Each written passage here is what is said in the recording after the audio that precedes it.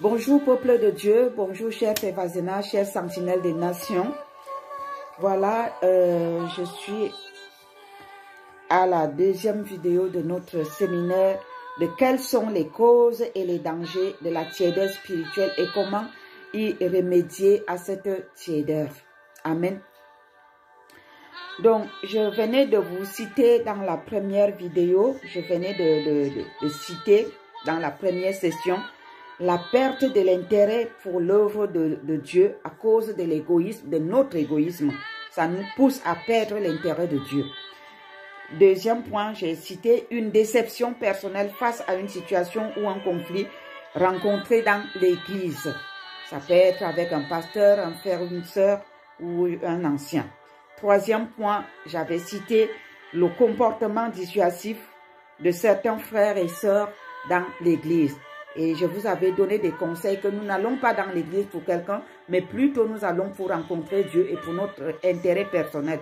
Donc, la raison de dire que je quitte l'église parce que quelqu'un n'est pas parfait comme Jésus-Christ, nous-mêmes, nous ne sommes pas parfaits. Cette raison-là n'est pas valable. Amen. Nous sommes donc en ce moment-là pire que la personne qui nous a blessés. Et ceci, ce comportement de jugement, de critiquer les autres, Dieu ne nous permet pas de juger et de critiquer les autres, mais plutôt de prier pour qu'il y ait des changements et des transformations. Et si nous n'arrivons pas à prier pour ce qui nous attriste, et ce qui sont des occasions, des opportunités de chute, d'après nous, devant nous, je pense en ce moment-là, ma foi, que nous-mêmes, nous sommes pires que eux.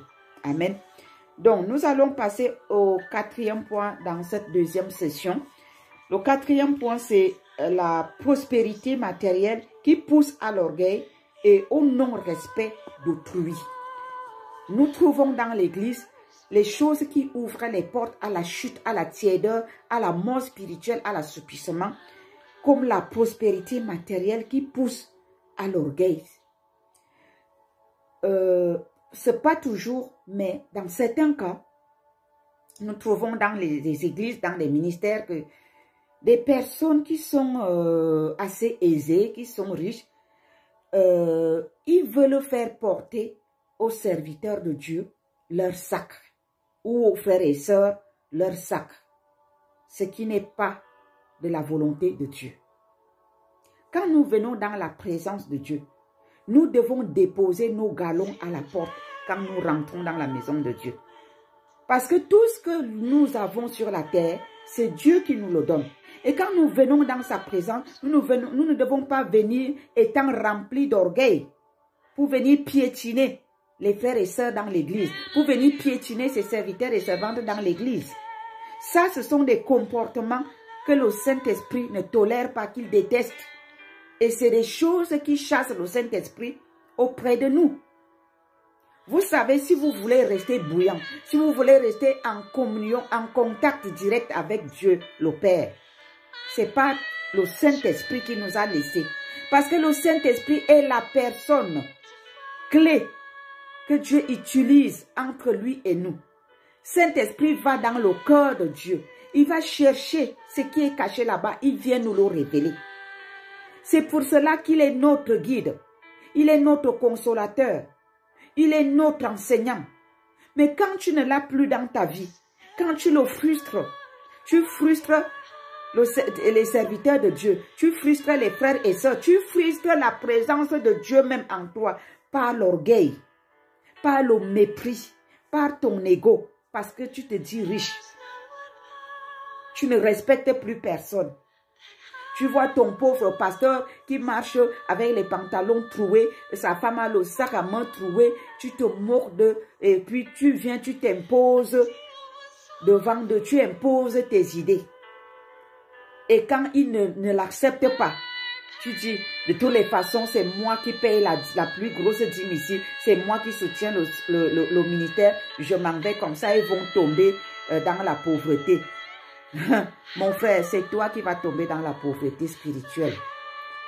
Parce que aussi pauvre financièrement ou matériellement que peut être un homme ou une femme de Dieu, cet homme de Dieu, s'il est réellement un homme de Dieu, il est plutôt riche plus que toi.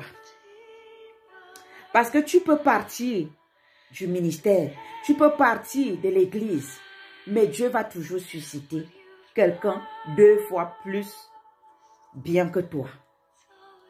Parce que Dieu est celui qui soutient son œuvre.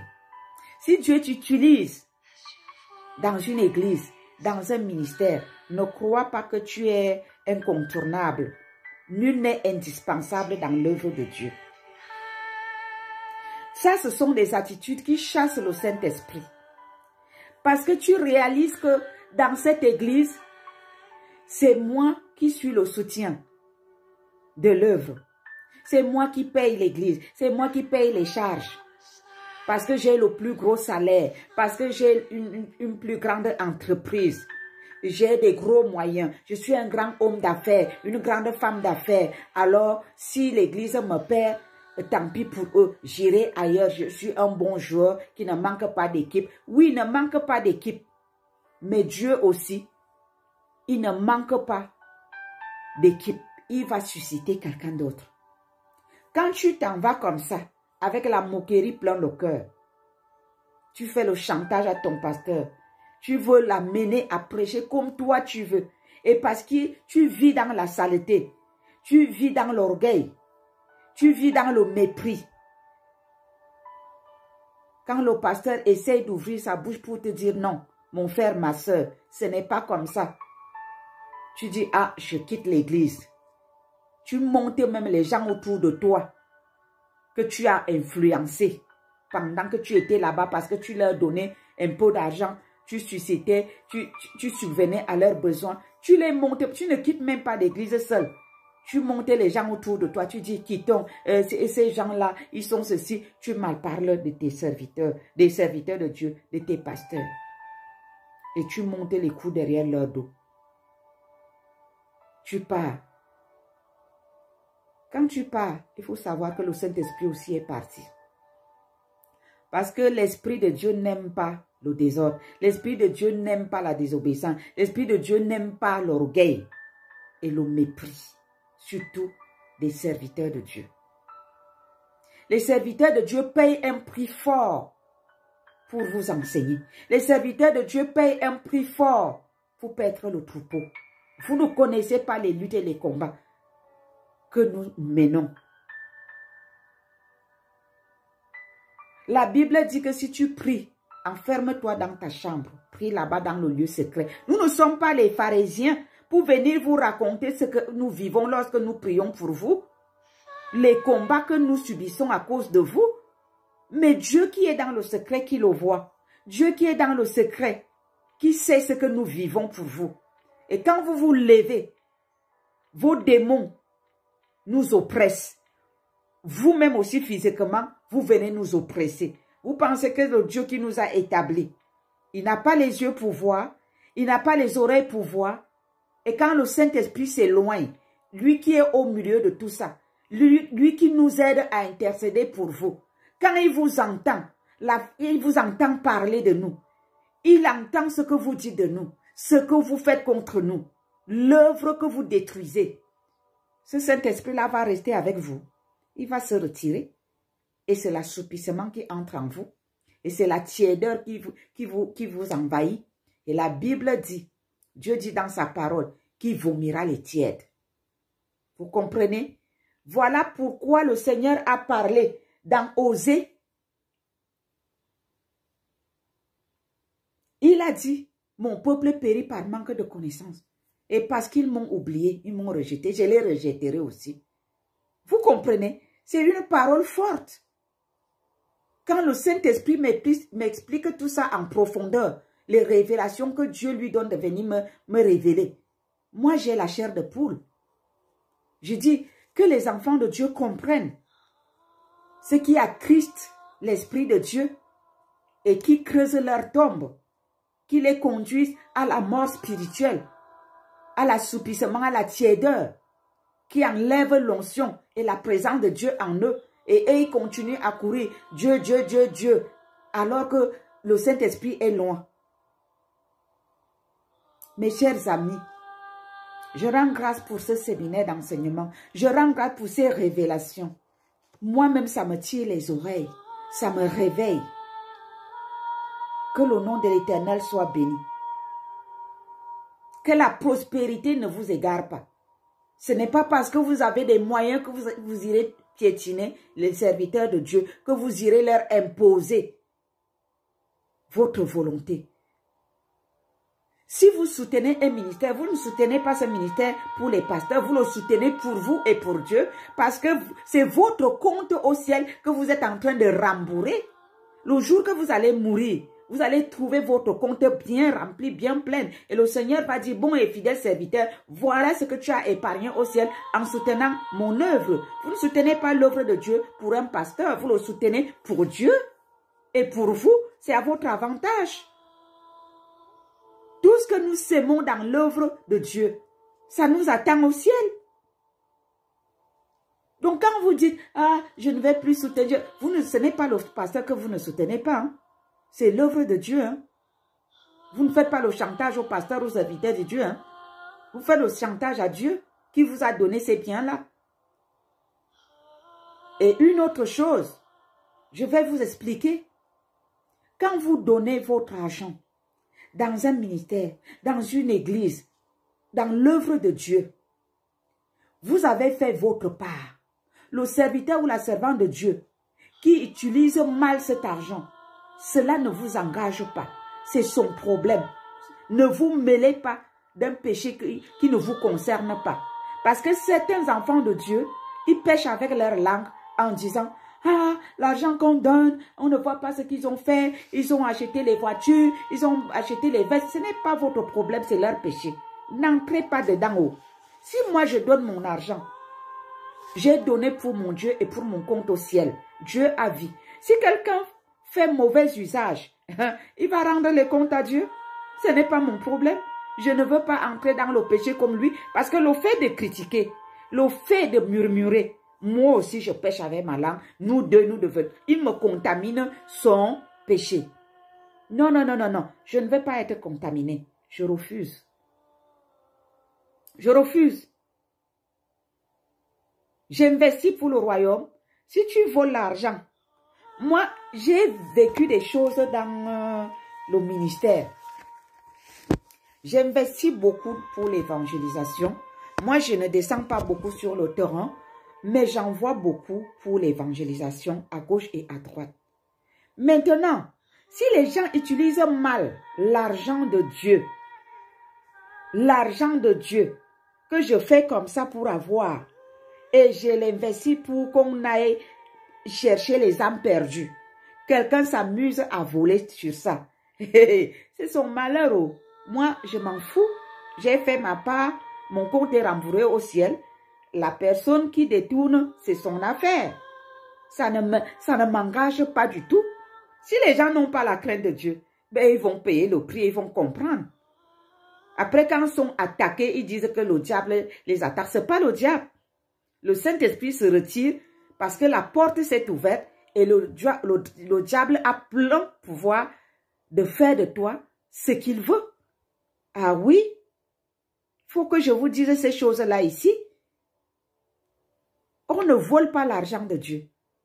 On ne vole pas l'argent de Dieu.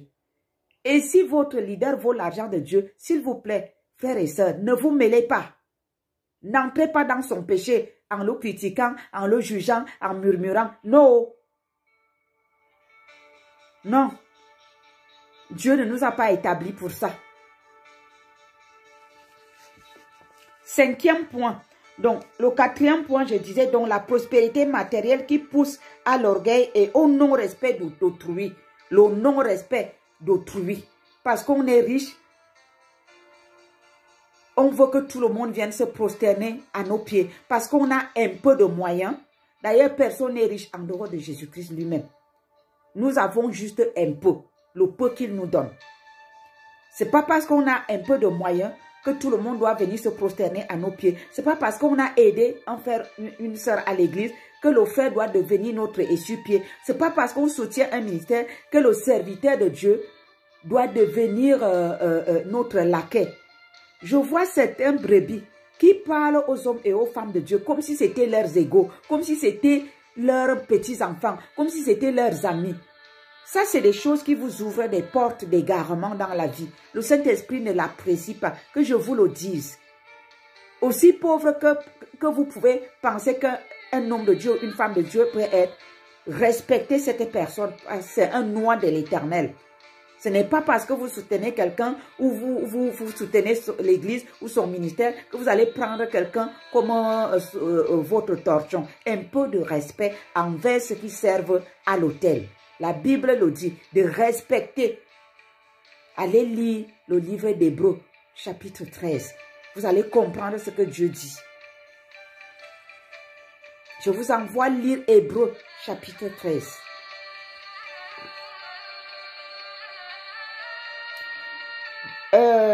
Le 5e point, c'est le vagabondage ou la prostitution spirituelle qui entraîne un détachement du groupe ou de l'assemblée ou même d'un ministère. Vous savez, le vagabondage spirituel, la prostitution spirituelle, c'est un mauvais élément qui conduit à la mort spirituelle.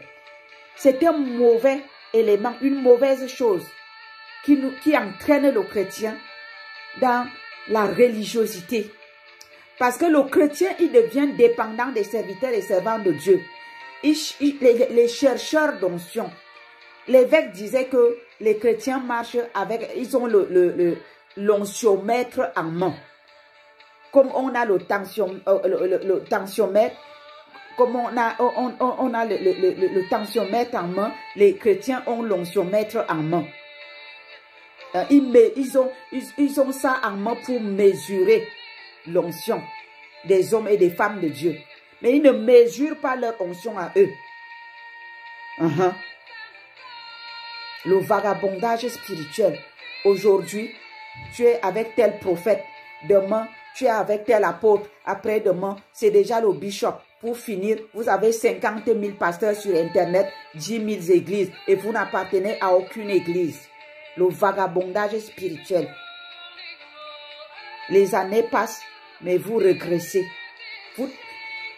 Écoutez, le vagabondage spirituel, c'est un mauvais élément.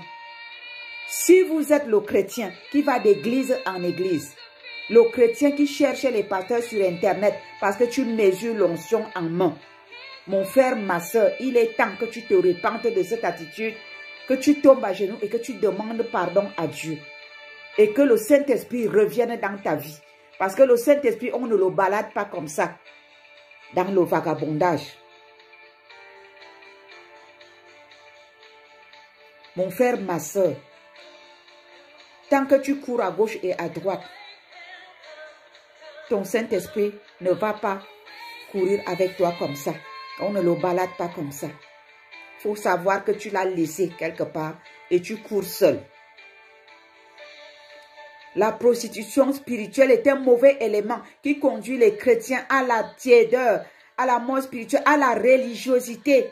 Tu deviens religieux, tu deviens dépendant des hommes et des femmes de Dieu. Tu deviens dépendant des onctions des autres. Dieu nous a donné le Saint-Esprit, l'esprit d'onction. Demande au Saint-Esprit de te oindre, de te baptiser par son feu, de renouveler le feu de sa puissance en toi. L'onction qu'il y a en toi, que le Saint-Esprit qui a en toi, va s'associer à la parole que tu entends dans ton église, dans ton ministère, là où tu te trouves. Tu ne peux pas être froid et vouloir que c'est l'autre qui vienne te remplir de son feu seulement.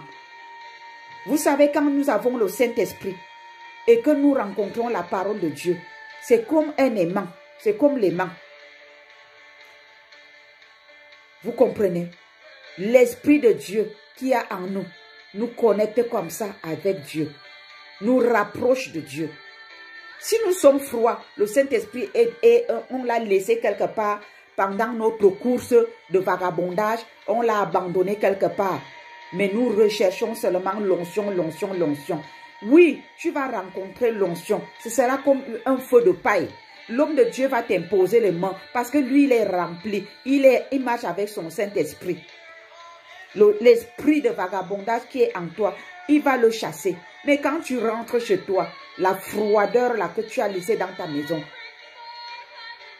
ça va noyer l'onction que tu as reçue et tu recommences à zéro. Posez-vous la question, mes chers frères et sœurs, que pourquoi vous allez rencontrer les mêmes gens. Aujourd'hui, le chrétien là est avec X, demain c'est le pasteur Y, après-demain c'est le pasteur Z. Pourquoi leur problème n'est toujours pas résolu malgré leur course? Parce que le Saint-Esprit n'est plus avec eux. Tu peux rester fixe, fidèle quelque part. Dieu est un Dieu de fidélité. Il récompense la fidélité. Même si ton pasteur n'a pas d'onction comme tu penses. Mais il faut savoir que s'il est là, il a été établi par l'autorité de Dieu. Mais il a peut-être autre chose que toi tu attends de lui. Et qui peut être utile. Et qui peut même déclencher le résultat de ce que tu attends par obéissance et par fidélité. Dieu récompense l'obéissance, Dieu récompense la fidélité. Ton pasteur peut ne même pas avoir le don de délivrance. Ce n'est pas tout le monde qui a ce don-là. Dieu peut utiliser quelqu'un d'autre dans l'assemblée. Et peut-être ses enseignements, peut-être qu'il a le don de l'enseignement. Peut-être qu'il, je ne sais pas.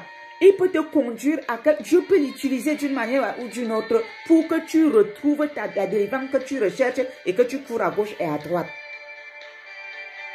Le vagabondage, la prostitution spirituelle est une mauvaise chose qui ouvre beaucoup de portes.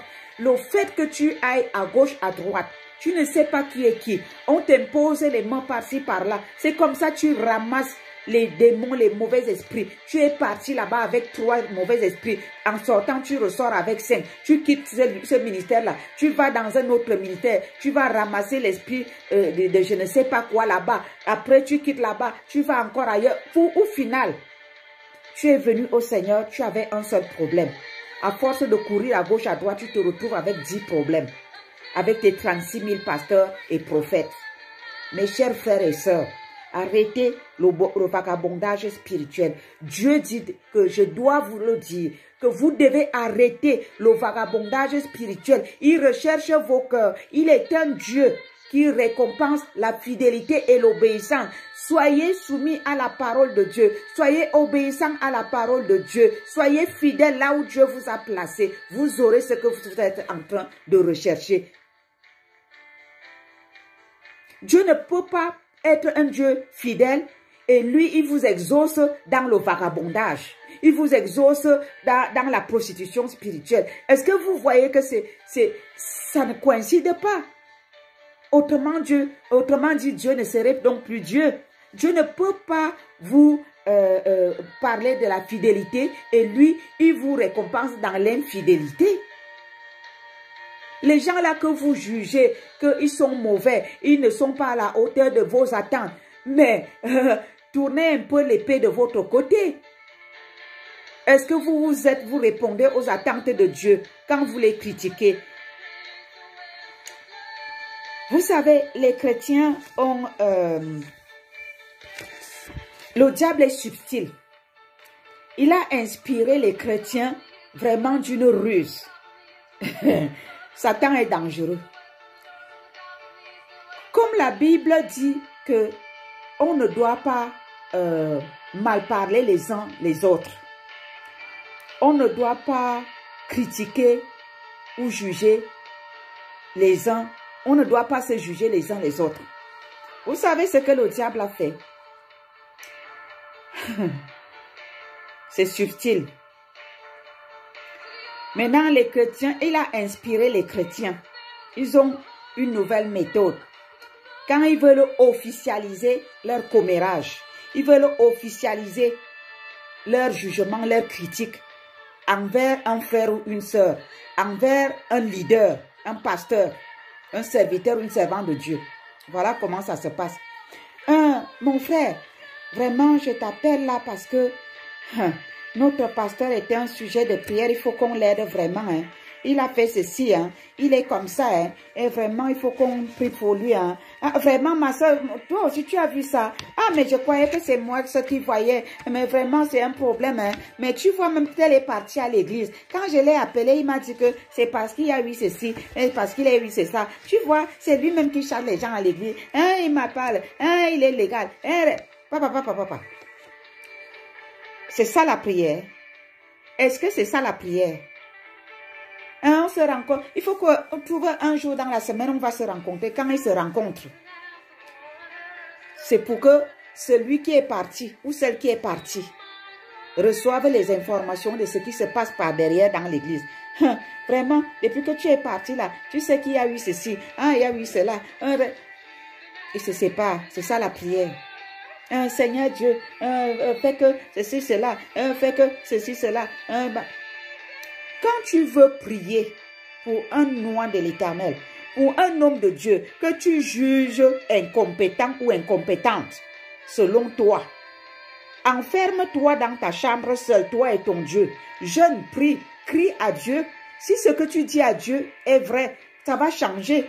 Si c'est que tu veux tourner l'homme de Dieu à ton image, à toi et à ta ressemblance, Dieu va te reprendre à deux là-bas. Essayez de faire ce que je vous dis.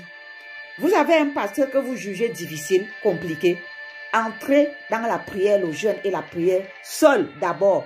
Est-ce que vous avez d'abord déjà prié vous seul avant d'aller appeler les autres au téléphone pour mal parler de vos pasteurs, de vos frères et sœurs qui sont mauvais? Quand vous voulez calomnier les gens, il faut laisser Dieu de côté avec l'histoire que on va prier pour tel, on va prier pour tel. Il ne faut pas mentir. Dieu vous connaît.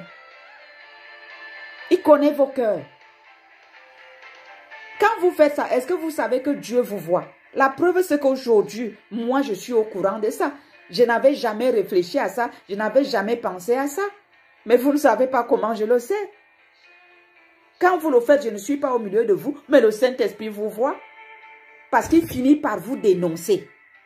Parce qu'il y a toujours un qui va sortir avec ça du cadre et ça va retomber dans les oreilles de l'homme de Dieu, de la femme de Dieu, du frère ou de la sœur. Si c'est donc approuvé par Dieu, votre intercession de commérage, pourquoi est-ce que Dieu vous dénonce? Pourquoi est-ce que Dieu vous trahit? Pourquoi est-ce que vous-même vous trahissez encore entre vous? Vous pensez que si vous faites quelque chose de bien, Dieu va permettre que ça soit exposé? Si vous êtes exposé, ça veut dire que Dieu n'est pas avec vous. Alors mes frères et sœurs, le vagabondage spirituel, la prostitution spirituelle que vous vivez là, ne vient pas de Dieu. Ça vous ouvre les portes d'égarement. Ça vous amène à la tiédeur, à la religiosité. Ça éloigne le Saint-Esprit de vous. Et ça ouvre d'autres portes de malédiction dans vos vies. Changez de comportement. Dieu vous appelle à la transformation. Amen. Je m'arrête là et je veux commencer une troisième session. Que le Saint-Esprit lui-même convainc vos cœurs, que lui-même vous montre votre fond et qu'il vous amène à la repentance. Parce que Dieu voudrait nous amener à une autre dimension. Voilà pourquoi il voudrait qu'on se dépouille de ces choses qui souillent notre manteau, qui mettent les taches sur nos robes que lui-même a lavées par son sang. Amen. Que le Seigneur vous bénisse.